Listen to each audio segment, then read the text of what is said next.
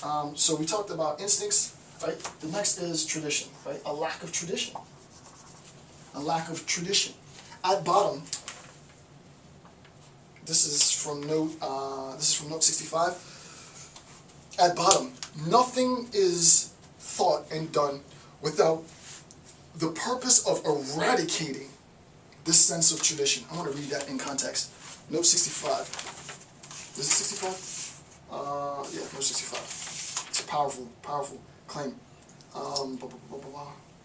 Okay, here it is. It's sort of the second paragraph after the dash in note 65. And actually, I'll just read what came before that from the beginning. What is attacked deep down today is the instinct, right? What is attacked is the instinct and the will of tradition. All institutions that owe their origins to this instinct violate the taste of the modern spirit. Right? All traditions that owe all institutions that owe their traditions to this is in violation of the modern state, right? So, again, what is attacked deep down today is the instinct and the will tradition. All institutions that owe their origins to this instinct violate the taste of the modern spirit. At bottom, nothing is thought and done without the purpose of eradicating this sense of tradition. There is a willful intent to eradicate tradition, to eradicate instinct. And insofar as we eradicate tradition, we eradicate this instinct, that desire has to be is supplemented by conformity, right? So what we've done is we've supplemented, right? We have desire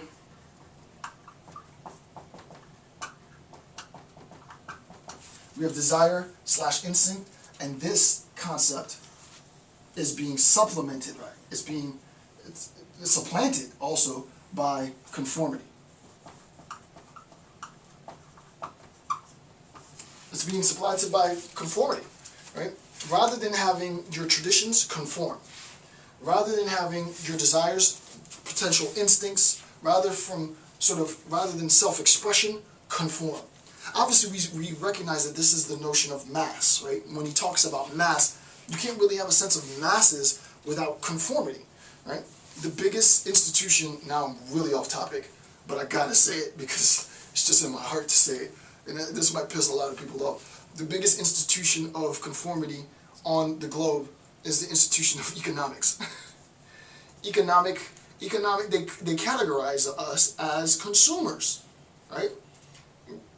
If that's not the grandest conformity ever, it's an institute, and I'm not anti-capitalist by any means. I'm about getting paper just like the next dude. But the institution itself, right? The institution functions under the concept that there's stuff out there that you need to buy.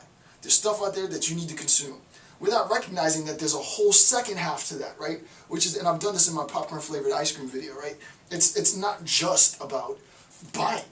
It's about creating, and that's what we've lost focus of, right? We've really believed the hype that no, it really is about those who consume most are best within our society. If we live in a capitalist society, and sort of this generalized misconception is consumption is best, and everyone's consuming and no one's producing, well, you find yourself in a hole. You find yourself in a deficit. You find yourself in debt, right? Someone has to be producing, right? It can't all be consumption.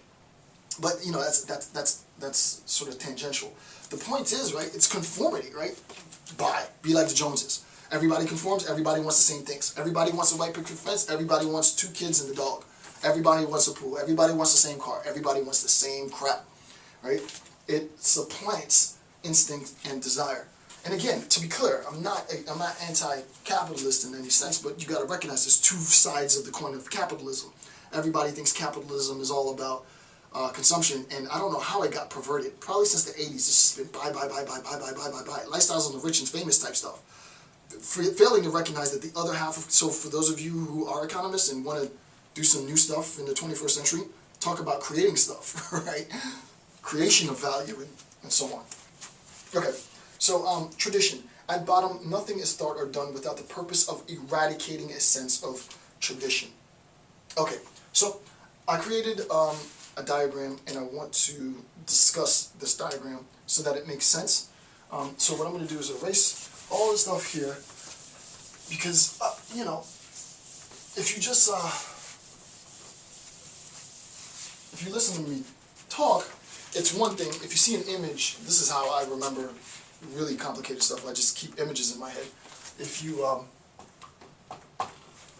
see the image, you'll sort of work through it. Now, granted, this is not the most intuitive image to, I guess, work your way through, memorize, if you will, but it makes sense, right? So the first thing, we have our moral judgments.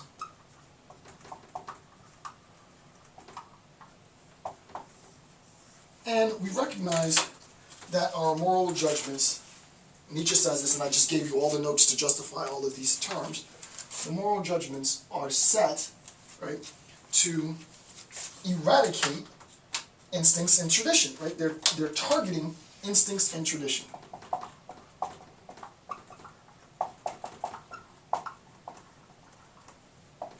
Okay, so moral judgments are set to target, to suppress, to supplant instincts and tradition.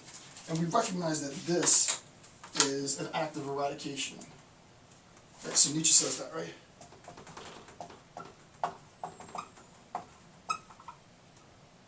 I-O-N, okay. This is an act of eradication. Alright, that's not me, that's Nietzsche. So first step, we have moral judgments. Second step, our moral judgments are set to eradicate. Third step, what is it set to eradicate? It's set to eradicate our instincts and traditions. Now, we recognize for Nietzsche that there is an anti-biological aspect of moral judgments. I just gave 2 examples. White women arguably have the pressure of maintaining unrealistic levels of fitness. Black women have mandates to maintain unrealistic levels of hair care. I mean, seemingly pretty trivial, but actually not.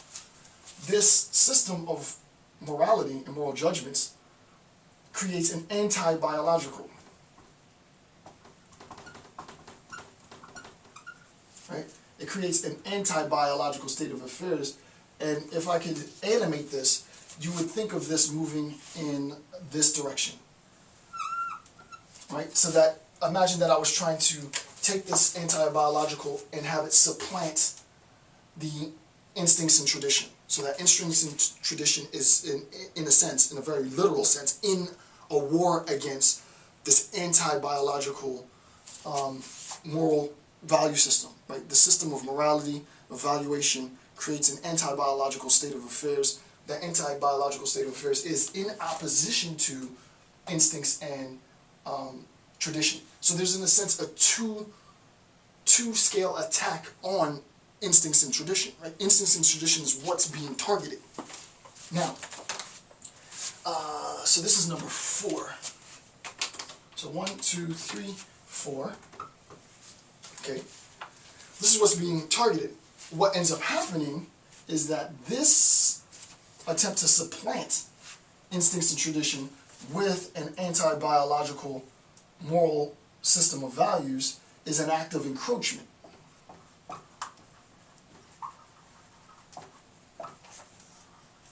Right? This is, should actually be red. This is an act of encroachment, right?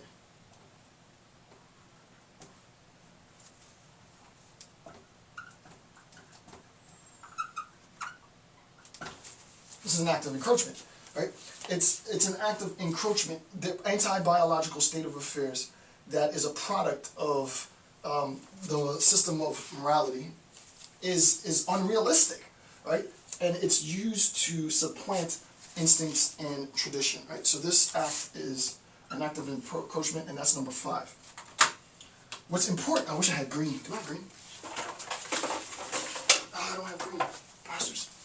Oh, I wish I had green. Oh, here it is. I have green. Okay. What's happening in number 6 is what Nietzsche is attempting to do. And this is what I was saying before. Nietzsche is attempting to create an oppositional force, right? This is specifically where visually Nietzsche comes in.